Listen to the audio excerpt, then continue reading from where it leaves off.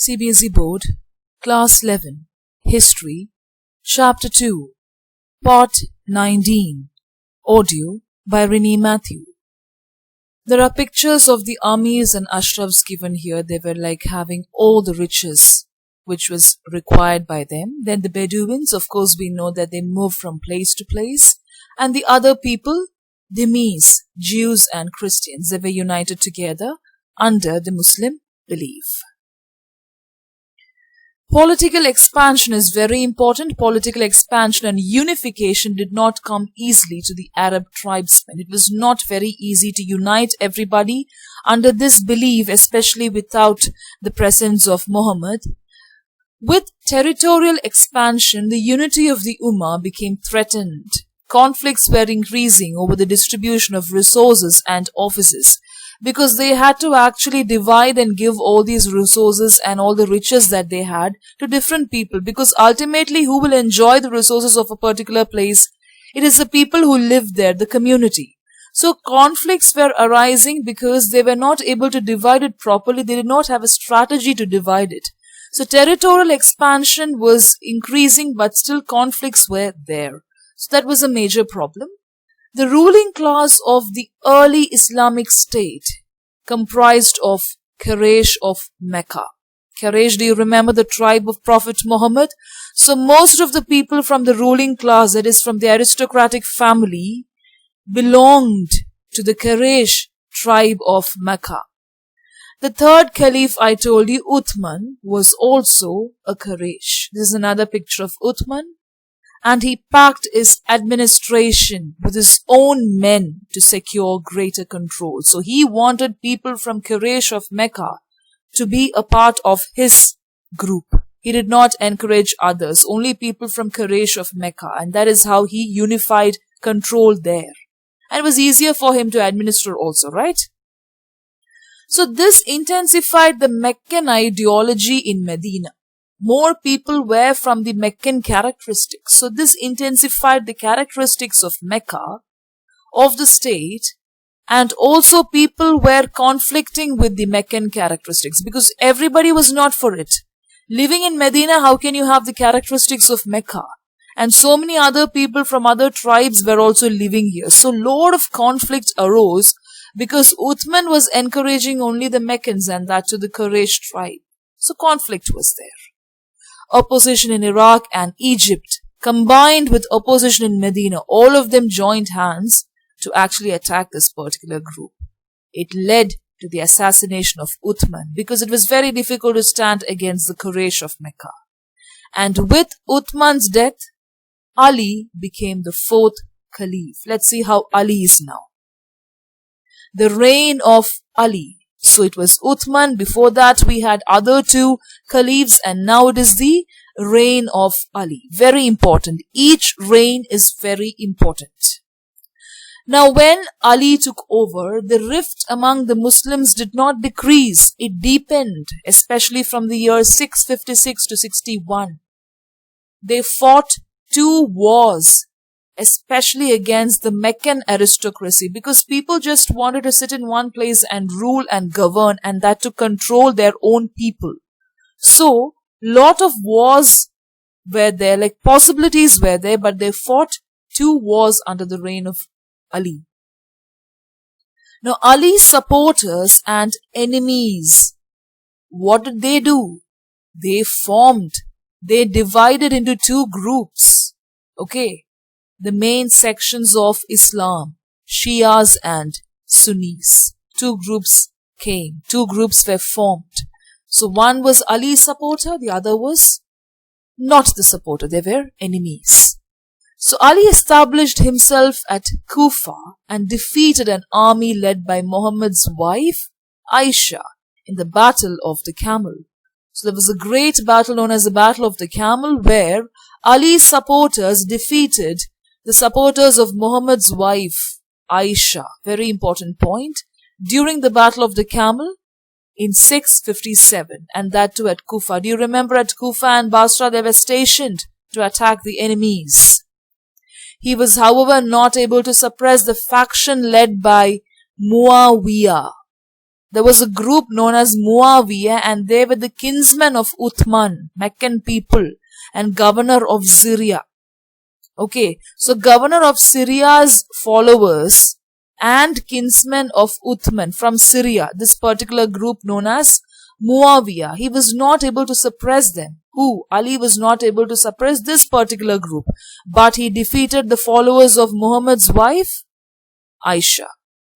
Now Ali's second battle, so that was the first battle, Battle of Camel, where he was not successful in suppressing this particular faction. So you should remember that this particular faction was growing. They were actually growing in number. They started expanding. Now second battle at Siffin. This happened in northern Mesopotamia. Now what happened in the second battle?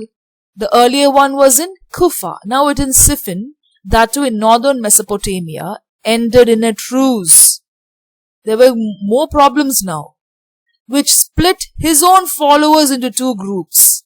Okay, already he had two groups in his particular empire. One was the people who supported him, the other one who did not support. Shias and Sunnis. Now, there was a great split amongst his followers itself. And in that, there were some who were loyal to him. And some just left the camp and came to be known as Kharjis. So Kharjis are the group of people who left Ali's followers group. Okay. They moved away from the ideology of Ali. The followers remained with him. The others left the camp and they came to be known as Kharjis. So remember that this particular faction is not suppressed and they are from Syria. They are the kinsmen of both Uthman and the governor of Syria. So this group is there and now the Kharjis is also there. Remember that point. Soon after that, Ali was assassinated by a Kharji in a mosque at Kufa. So Kharji was the people who just moved away, and one of the followers who were not following Ali, who moved away, the Kharji, assassinated Ali. So that was the end of Ali. So after his death, what happened? His followers paid allegiance to his son. His son was there, Hussein, and his descendants. All his followers started coming under his son Hussein and his descendants. Now, Muawiyah made himself the next caliph in 1661. Alright, so do you remember this point? He was not able to suppress the faction led by Muawiyah, another powerful ruler who was the kinsman of Uthman and governor of Syria. So, Ali was assassinated, but still the followers were there under his son Hussein. So that is one part. On the other side of this particular story, we can see that Muawiyah, the powerful session, made himself the next caliph in 1661 and he founded the Umayyad dynasty, which lasted till 750, a very important dynasty in the history of Islam. Umayyad Caliphate. Look at the places that they had annexed, a great empire. So Muawiyah was really powerful and he was dominant over Hussein also. So soon after Ali was assassinated by the Kharji, his followers followed Hussein. And then the dynasty was also continuing. There was a great population extent which took place. Okay? So this point is very important. After the civil wars, what happened? It looked as if the Arab domination would disintegrate. Because now which dynasty was formed? Umayyad dynasty. So now it looked as if the Arab domination would disintegrate. And there were also some signs which showed that the tribals were gaining importance. They were also adopting the sophisticated culture of their subjects. So they were growing powerful. So under the Umayyads, a prosperous clan of the Quraysh tribe. So you should remember that Umayyads, they are descendants or they are a clan of the Quraysh tribe. Who is the Quraysh tribe? The tribe of Prophet Muhammad. That a second round of consolidation took place. So now Umayyad dynasty was growing in spite of the tribes. And that was a prosperous clan of the Quraysh tribe. So this is the Umayyad dynasty and how they kind of occupied the place. The Umayyads and the centralization of polity. What was their policy? How did they kind of promote everything? Large territories were conquered, and that destroyed the caliphate based in Medina, and the caliphate based in Medina was replaced by authoritarian polity. So no authority was there as of now. Till now it was caliphate policy, now it was replaced by authoritarian polity under Umayyads. So Umayyads were the ones who first established this authoritarian polity. Now Umayyads also implemented a series of political measures which actually led to the consolidation of Ummah, that is that particular community. And they were able to take the leadership over Ummah also. It is not that they formed their own community, no. They took leadership under this particular authoritarian polity, that too over Ummah, the previous community, Muslim community. So the first Umayyad Caliph, Muawiyah, okay, we saw Muawiyah how he annexed. He moved his capital to Damascus and adopted the court ceremonies and administrative institutions of the Byzantine Empire. So he moved his capital to Damascus and he was able to even govern Byzantine Empire. Do you remember that they had annexed parts of Byzantine Empire? So he took over to the courts. Till then we didn't have any court ceremonies or administrative, that kind of, you can say, original professional style of administration was not there. Now he took over to administrative institution, he started setting it up, and court ceremonies were also there with his capital at Damascus and also parts of the Byzantine Empire.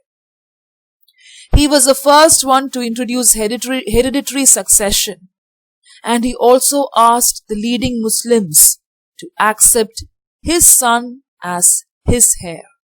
Okay, so after Muawiyah, they have to accept his son as the next heir. These innovations, these creations, these kind of changes were adopted by the caliphs who followed him. Everybody listened to Muawiyah because he was very powerful and allowed.